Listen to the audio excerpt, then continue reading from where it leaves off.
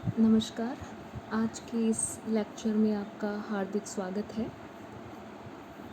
पिछले लेक्चर में हमने संघीय कार्यपालिका के विषय में पढ़ा। हमने राष्ट्रपति के पद का सामान्य परिचय लिया और साथ ही राष्ट्रपति की निर्वाचन पद्धति के विषय में पढ़ा।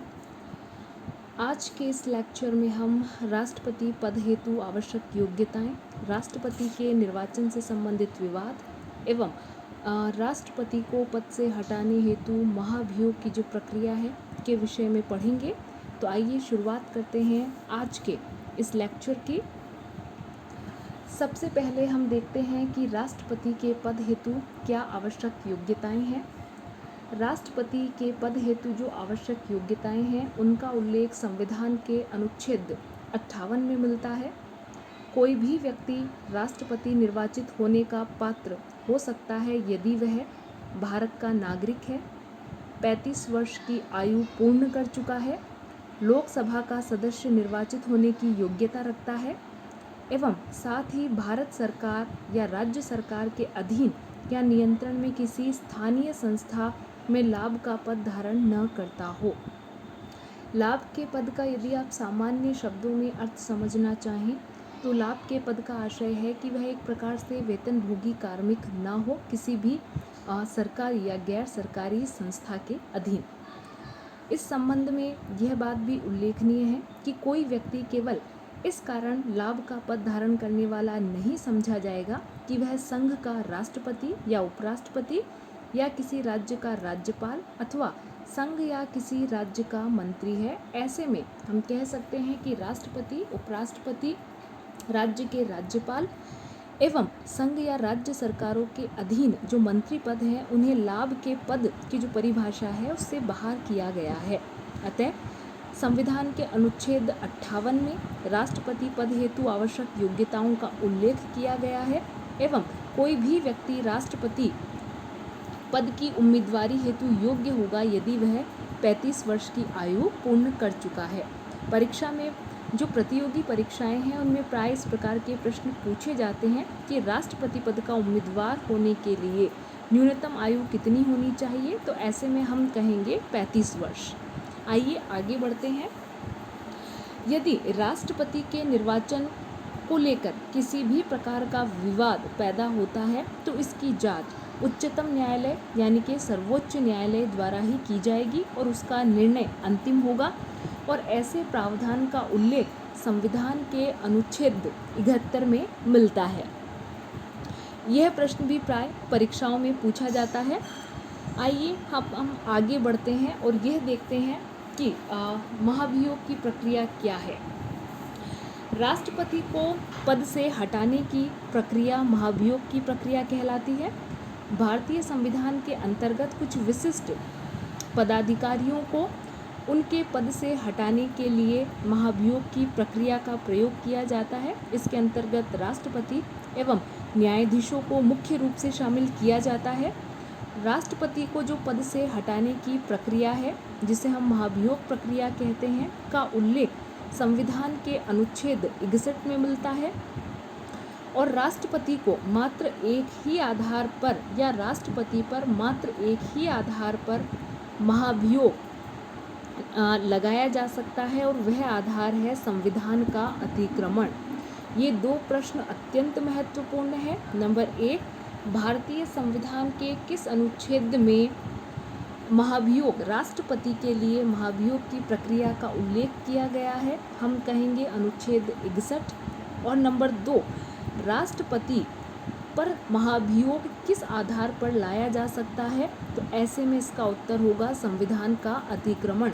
भारतीय संविधान के अंतर्गत राष्ट्रपति पर महाभियोग लगाने के लिए मात्र एक ही आधार तय किया गया है, वह है संविधान का अतिक्रमण।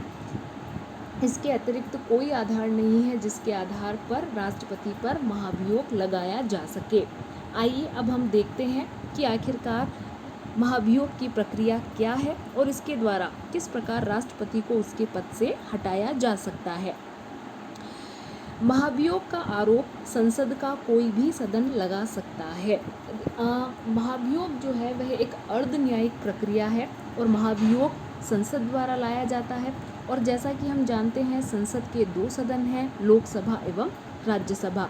ऐसे में महाभियोग का जो आरोप है वो संसद के इन दोनों सदनों में से, चाहे लोकसभा चाहे राज्यसभा, किसी के द्वारा भी लगाया जा सकता है।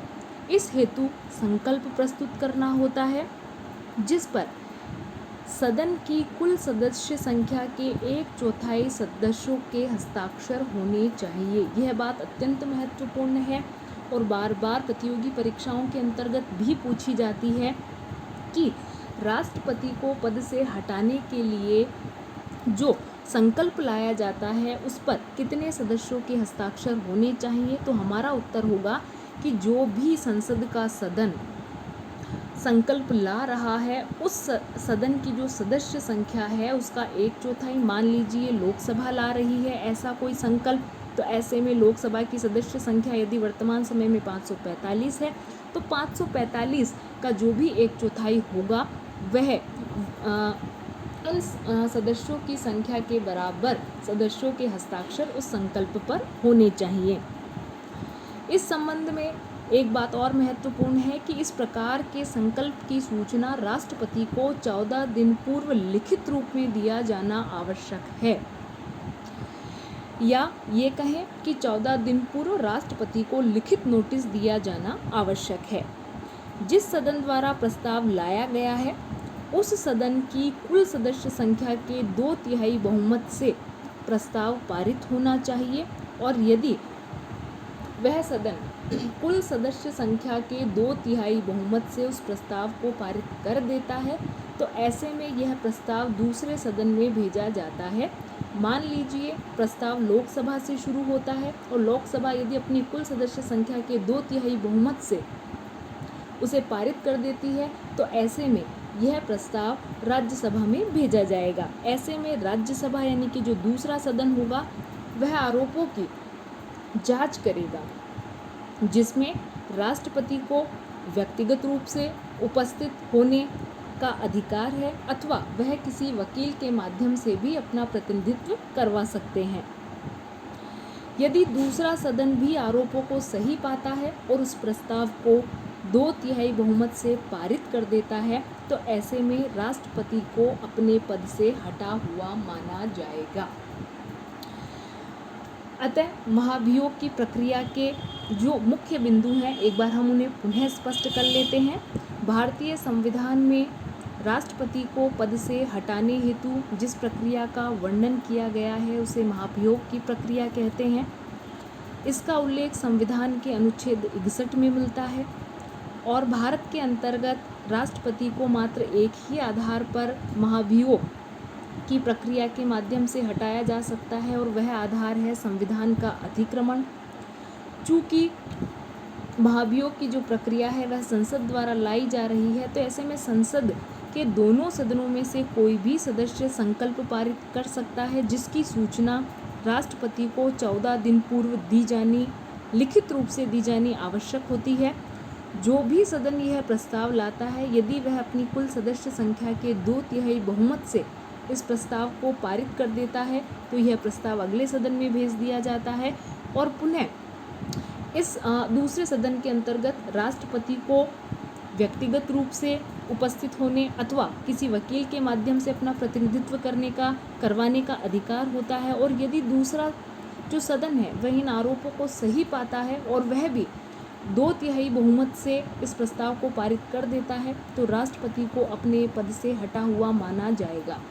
आपकी जानकारी के लिए बता दूं कि आज तक भारत में किसी भी राष्ट्रपति के विरुद्ध महाभियोग का जो प्रस्ताव है वो पारित नहीं हुआ है। आशा करती हूँ कि आपके लिए वीडियो काफ़ी उपयोगी रहा होगा और यदि आपको इस वीडियो से संबंधित किसी भी प्रकार की आपकी क्वेरीज़ हैं, क्वेश्चंस हैं तो आप व्हाट्सएप ग्रुप में पूछ सकते हैं। नेक्स्ट लेक्चर में हम राष्ट्रपति की शक्तियों के विषय में पढ़ेंगे। आज के इस लेक्चर में इतना ही। धन्यवाद।